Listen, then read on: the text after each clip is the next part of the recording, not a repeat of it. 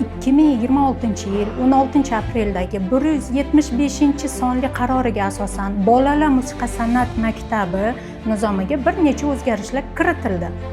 7 yil ta'lim yo'nalishi uchun bolalarni 7 yoshdan 10 yoshgacha qabul qilinadi. 5 yil ta'lim yo'nalishi uchun 7 yoshdan 12 yoshgacha qabul qilamiz. Ta'lim yo'nalishida yana bir o'zgarishlar kiritildi. Avval 14 ta yo'nalish bo'lgan bo'lsa, endilikda 8 ta yo'nalish, 34 ta mutaxassisliklar mavjud.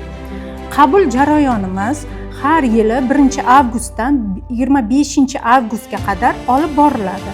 Kirish sinovlari esa 26-avgustdan 30-avgustga qadar olib borilmoqda. Maktabimizda barcha o'qituvchilar oliy ma'lumotli bo'lib, o'z kasbining haqiqiy ustalaridir. Jamoamizda oliy, 1-2 toifali mutaxassislar faoliyat olib boradi.